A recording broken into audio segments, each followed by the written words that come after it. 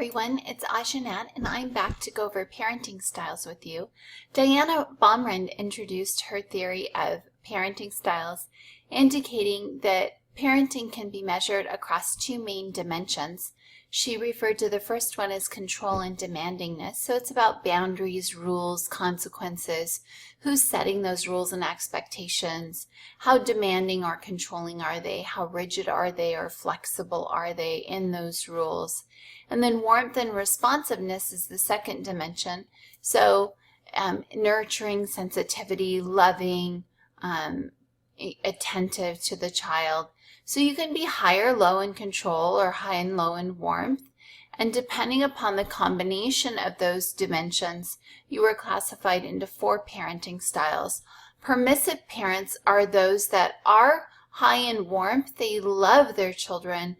Their children are often the center of their world, but they're very low in control and demandingness. So they tend to indulge their children, and their children are often the rulers of the nest, so to speak, and kind of come and go as they please. Some people might even see the children as having control. Neglectful children have both low control, neglectful parenting has both low control and low warmth and responsiveness. So not only are the children not getting boundaries and structure and discipline, and to the most extreme case, maybe not even the bare necessities are being provided for, but they're also not being shown that they're loved and supported, and they might be neglected both physically, socially, and emotionally.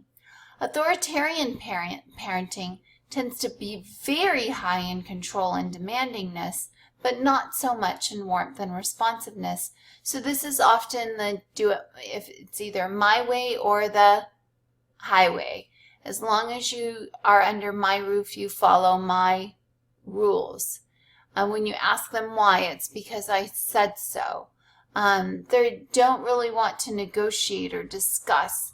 It's my boundaries and my rules, and you do as I say, and it's ultimate respect. But sadly, the children don't always feel like they're loved and supported in part of a kind of bidirectional relationship. Authoritative parenting is high in both of those dimensions. They're both boundary-oriented. They set clear rules and expectations for their children, but they're also warm, loving, responsive, and nurturing with their children as well. Interestingly enough, Diana Baumrind's research showed that authoritarian parenting might be more likely to be physically disciplined. So children might be spanked, and it can have detrimental consequences to the self-esteem and health and well-being of the child. Neglectful parenting, neglect is a type of child abuse. In fact, it's one of the most detrimental types of child abuse. So that's associated with unhealthy outcomes as well. Ideally, the healthiest approach is the authoritative approach that shows sensitivity, nurturing, respect, patience, maybe some flexibility, but they definitely create the boundaries for the children. And also, I should mention that culture really matters. Her research showed that there might be negative outcomes for Caucasian children exposed to authoritarian parenting, but not so for maybe Asian or Black children exposed to authoritarian parenting. Particularly, Black children have been well researched, and they don't seem to have the same negative outcomes with that parenting style, potentially because of the other cultural factors that aren't clearly evident in the Caucasian culture, such as a matriarchal kind of collectivist mentality, where there's a lot of warmth and love and nurturing from multiple family members. So it's not as disparaging, or it's not as detrimental when that parent is engaging in physical or authoritarian parenting. Okay, so I'm going to actually this is not a real theoretical approach. It's really just differentiating between different aspects of gender development. When we refer to sex, we're talking about anatomical, biologically, chromosomally. Are they a boy or a girl? Do they have a penis or a vagina? When we talk about gender, we're really talking more about our mental understanding of ourselves. Do I see myself as a woman or a man? And there are definitely some sociocultural meanings in that In our culture, there's a lot of pressure to be one or the other. Some cultures allow for a third gender. Some cultures are much more androgynous, and they allow for you to not be engaging in expression or roles that are hyper genderized. So like you're not a hyper male or a hyper female. Gender roles are the activities that you engage in that are assigned to your particular gender based on the cultural expectations. So mothers are supposed to, women are supposed to be nurturing, motherly, gentle, patient, understanding. Men are supposed to be hardworking, providers, those machismo roles.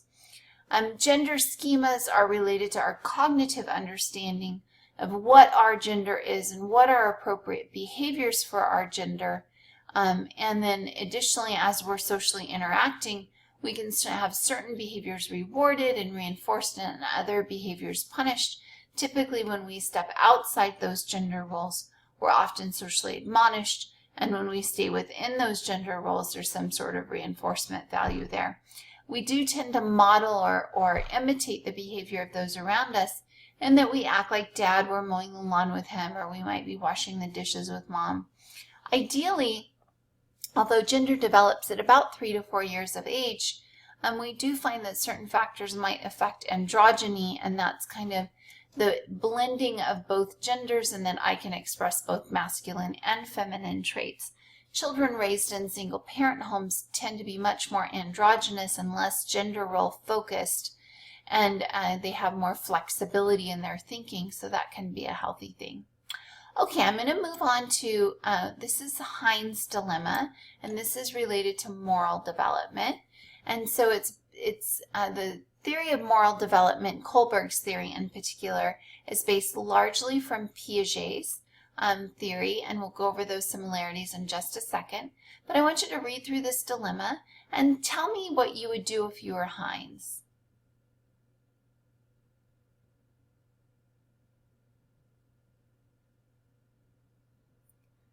So if you were Heinz and you've done everything that you could possibly do to raise the money, to ask the druggist, please, I cannot afford this drug. I've done everything possible. Here's all the money that I could possibly raise. Well, what would you do? What lengths would you go to save your dying spouse? Assuming she was a wonderful wife, of course, and you actually love her. What would you do? Some students say they might break in and steal it. Some students say they might take the druggist hostage. Some students say they might kidnap his wife. Some say they might murder him if he doesn't give them the drug. And some people say absolutely, any lengths you can go to. So let's say that you did murder him, and now, or I did murder, and now I'm on trial, and I've told the situation, I pled my case to the jury. You're on my jury. Am I guilty? Do you find me guilty? Because I killed the man who wouldn't give the drug that could save the life of my wife? Do you kill me for that? Do you execute me? Do you put me in jail for the rest of my life? What is my consequence? So Kohlberg actually put this dilemma in front of people, and he wanted to know the reasoning that they utilized. There's no right or wrong answer per se, but what was their rationale and logic? And if you said that, no, I'm not going to put you in jail, I'm going to acquit you based on the circumstances, it was extreme circumstances, and any reasonable person may have done what you did, and so therefore I'm going to put you in a post-conventional reasoning, and I'll go through those stages in just a second. If you're very rule-based and you're structured and orderly, no, the law is the law and you should not have broken it. It might be more of conventional reasoning. So based on where you would, or the rationale you would use, that would kind of indicate where you fall in the stages of moral development according to Kohlberg. And he did suggest that these stages are universal. All children, when developing, they develop in this sequence and order. So it starts with a pre-conventional stage where decision-making is often based on the concept of rewards and punishments. Am I going to get something out of it, or is something going to happen to me? So in stage 1, they're very much obeying based on avoidance of punishment. And then in stage 2, now they start to obey in terms of this exchange that occurs. I've been a good boy and a good girl. I've followed the rules and I get something out of it. Maybe a reward, a sticker, a candy, something of that nature. In the conventional stage of moral reasoning, it's really all about it. Oh, let me go back. If you think about pre-conventional and align it with Piaget's theory, it's very consistent with Piaget's theory and his pre-operational thinking, where children are egocentric, they're self-centered, and their logic and reasoning about the world is from their own mental perspective. In this theory, moral reasoning is pre-conventional. It's all about what happens to them. In conventional, it's similar to that concrete, operational, very rule-based, very structured, very rigid. And this is all about compliance and following those societal rules. So in the third stage, they're trying to be good boys and girls. They want to win the social approval of those around them. In stage 4, they want to obey the rules to maintain a sense of order and law and to comply with those laws. In post-conventional reasoning, it now aligns with formal operational thinking, abstract reasoning, and so they understand that there might be varying circumstances that might contribute to your decision, and therefore there's no right or wrong. There's this kind of universal morality and larger ideas and universal truths that might exceed the value. So in stage 5, they look at morality as a social contract that can be modified and adjusted based on the changing cultural views and norms.